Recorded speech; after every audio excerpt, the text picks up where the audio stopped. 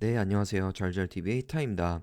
네, 오랜만에 이렇게 개인 또 방송을 하게 됐는데, 사실 목요일 날 좀 하고 싶었어요, 사실. 그런데 이제 그날 그 본 녹화, 저희 그 게스트 모셔놓고 스튜디오에서 하는 그런 녹화가 한 세 타임 정도 있었던 것 같아요. 그래가지고 하여튼 그날 좀 여의치 않아서 어, 말씀을 좀 못 드린 내용들을 오늘 같이 말씀드리면서 또 앞으로 어떻게 시장을 좀 보고 대응할지 그런 거 제 입장에서의 뷰를 말씀드리는 시간을 또 가져보도록 하겠습니다.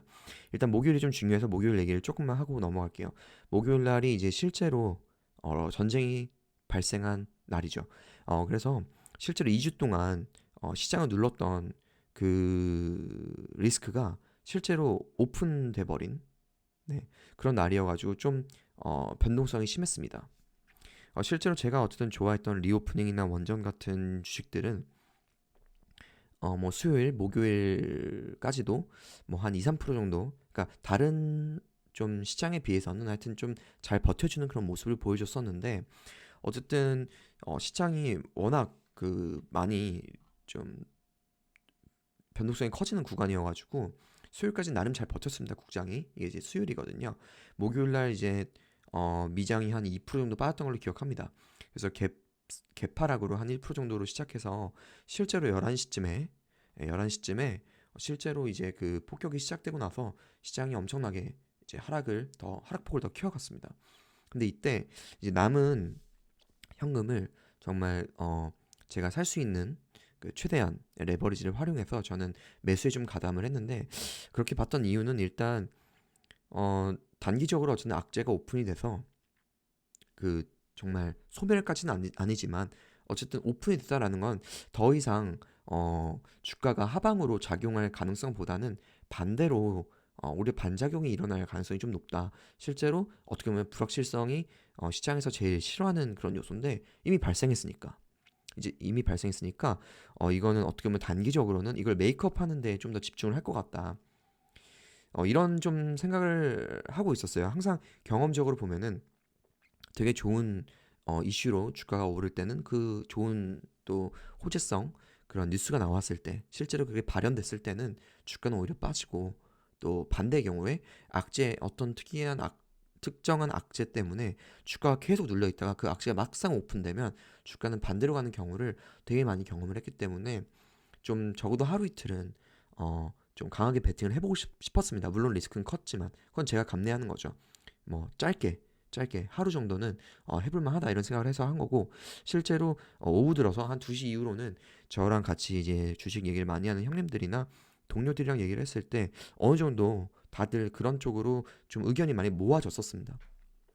정도의 차이만 있을 뿐, 매수의 정도만 차이만 있을 뿐, 저는 좀 강하게 하자는 입장이었고, 하지만 대부분은 어쨌든 숏은 더 이상 아니고 어쨌든 커버, 조금 롱, 많이 롱, 뭐 이런 정도의 차이만 있을 뿐, 어느 정도 이렇게 컨센이 좀 모이는 걸 좀 확인을 해서 좀 베팅을 해봤었습니다.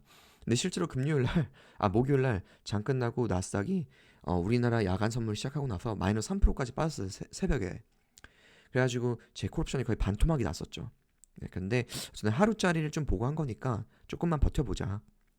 사실 콜옵션은 워낙 변동이 크기 때문에 좀 여기까지는 한번 하루만 버텨보자 했는데, 아침에 일어나 보니까 플러스 3%로 마감했더라고요. 나스닥이 거의 저점 대비 한 6% 정도를 말아 올리면서 끝났고, 그래서 금요일 날도 국장도 한 1% 정도 갭상승을 해서 저는 콜옵션은 잘 매도를 하고 나왔습니다. 그럼에도 불구하고 금요일까지도 계속 이제 현재까지 오버나잇을 한 이유는, 일단 코스닥 같은 경우를 보시면 음, 외인 수급이 되게 오랜만에 유의미하게 좀 들어왔습니다. 3,500억 되게 오랜만에 대규모 매수가 들어왔고, 요런 거는 조금 어, 글쎄 뭐 어, 굳이 팔 이유는 아닌 것 같아서 하루 정도 더 보는 게 더 좋을 것 같아서 좀 유지를 했고요. 선물 같은 경우에도 사실 목요일 날 장중에 한 4, 5천원까지 팔았던 걸로 제가 기억을 합니다. 근데 마지막에 다 말아 올려서 어쨌든 포지션 자체는 매수로 끝났거든요, 외국인이. 이런 거 보면은 더 이상 외국인이 밑으로 밀진 않을 거다라는, 어떻게 보면 약간은 합리적인 뭐 예측 내지는 조금 좀 확률적으로 그럴 확률이 높다는 거에 베팅을 해볼 수 있는 거죠. 하여튼 그래가지고 좀 그 매수를 더 했었고, 그 매수를 더한 그 섹터는 계속 제가 강조했었던 정책주 원전입니다. 원전을 더 적극적으로 매수를 했고, 좀 시간 외에서 상한가를 갔어요. 사실 좋은 또 뉴스가 나와가지고 문 대통령이 갑자기 말을 좀 바꿨죠. 이게 좀 정치적인 그런 어, 얘기가 좀 나올 것 같아서 제가 더 이상 코멘트는 하지 않겠지만, 뭐 무슨 이유에선지, 어쨌든 뭐 합리적인 사고를 한다면 사실 탈원전은 어, 더 이상 지속되기는 좀 어렵다고 계속 저는 생각을 했어서, 마침 대선도 앞서 있고 어, 저번에 문경원 위원을 통해서 제가 또 저기 애널리스트를 또 초빙해서 인터뷰를 하자고 얘기를 한 것도, 펀더멘털리 보더라도 원전은 다시 가동할 수밖에 없다라는 결론과, 그리고 또 국내 같은 경우에는 또 큰 이벤트 대선이 있으니까, 그래서 더 이제 강조를 해보자, 그래서 더 말씀을 드렸던 건데, 하여튼 이런 뉴스가 나왔습니다. 그래서 이제 시간 외에서 음, 새 종목이 상한가를 갔습니다. 음, 보성파워텍, 제가 계속 얘기를 했던 종목인데 가장 셌어요. 시간외 상한가를 제일 먼저 갔고 10분 만에 바로 갔고, 얘는 보시면 아시겠지만 단일가 거래 그 뉴스 뜨자마자 바로 상한가로 직행했습니다. 그다음 아마 일진파워가 갔던 걸로 기억을 하고, 예, 그죠? 상한가까지 못 가다가 40분에 들어갔죠. 아까 걔는 20분에 들어갔고, 보성파워텍은 한신기계가 그 다음일 겁니다. 아니구나. 한신기가 먼저구나. 하여튼 20분, 30분, 40분 이렇게 들어갔는데 그 순서대로 강하다고 보시면 될 것 같아요. 그래서 어쨌든 계속 강조했던 원전이 좋은 뉴스가 나오면서, 또 이제 대선이 정말 2주밖에 안 남았기 때문에 하여튼 더 얼마나 폭발적인 시세를 낼지 좀 기대가 좀 되면서도, 하여튼 잘 또 매매를 통해서 수익을 잘 극대화해 보도록 하겠습니다. 음, 이번에 리오프닝은 추면은 안 했어요. 왜냐면은 그간 이 시장이 눌려 있는 동안 사실 리오프닝이 좀 강했잖아요. 사실 원전은 잘 버텼던 거고, 리오프닝은 좀 강하게 진짜 많이 올랐어요. 엔터주 같은 경우에도 막 진짜 잘 가고, 그죠? 그냥 지난 2주가 뭐 조정이라고, 전혀 시장 상황이 나쁘다고 생각하기가 어려울 정도로 너무 좋았어요. 그래서 이런 종목은 어떻게 보면은 좀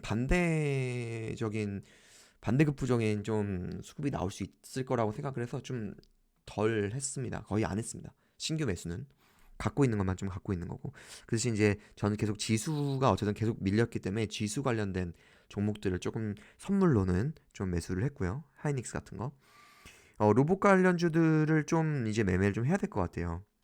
좀 하긴 했었는데 계속 조금 더 의미 있게 해야 될 것 같은 게, 일단 로보로보가 상한가를 갔습니다. 이 반등장에 상한가를 간 섹터는 주목을 해야 됩니다. 제가 전에 말씀드렸던 리오프닝 같은 경우도 TJ 미디어가 상한가를 가면서 리오프닝에 주목했듯이, 이 반등장에 상한가를 간 로보로보를 통해서 로봇 섹터에 주목을 해야 되고, 로봇 같은 경우에도 보시면은 뭐 이런 뉴스, 관련해서 삼성이 또 관련된 뭐 로봇 기업을 뭐 인수한다, 이런 이슈로 로보로보가 또 상한가도 가고 하는 건데, MWC 이런 거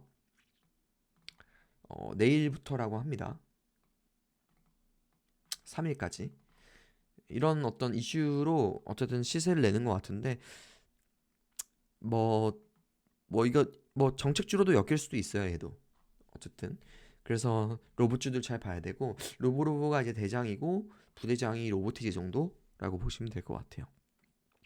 이건 사실 펀더멘탈리 얘기하기는 좀 어려워요. 사실 되게 미래에 대한 얘기고, 이제 막 대기업에서도 투자가 들어오는 거라서 사실 스케줄링 같은 것도 좀 알기 어렵고, 다만 어, 이런 전시를 통해서, 이런 라인업을 이제 통해서 우리가 어느 정도 예측을 해볼 수 있는 거죠. 아, 요때쯤에는 어, 이런 기업에서 지금 미래의 어떤 그런 로봇의 어떤 모습으로 이런 거를 제시하고 있구나, 비전을 이런 식으로 제시하고 있구나, 이런 걸 이제 따라가면서 스케줄 같은 걸 이제 보면서 매매를 할 수도 있고, 일단 기술적으로 봐도 뭐 신고가죠. 그러니까 어쨌든 되게 큰 시세가 되게 센 그런 테마를 이루고 있다. 그래서 잘 봐야 된다.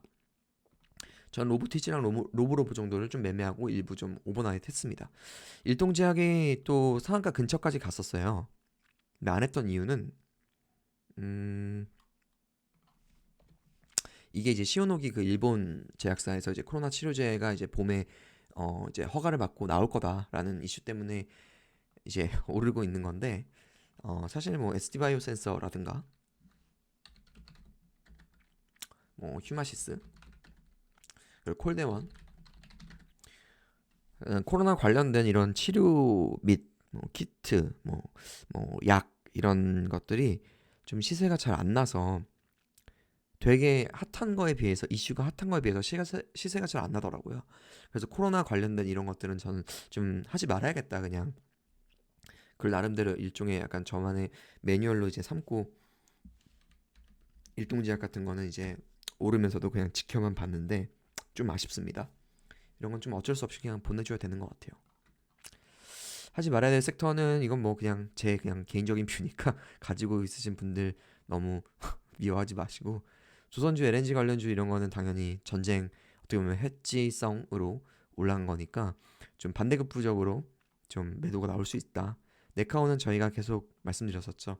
어, 기술적으로 좀 안 좋고 지금 반등이 어느 정도 좀 나온 상태여가지고 굳이 뭐 하지 말자. 전기차랑 네카오랑 비슷한 것 같아요. 지난 한 2년 동안 끌고 온 주식들인데 국내에서 특정 sek터가 2년 이상 주도주를 했던 적은 거의 없는 것 같아요.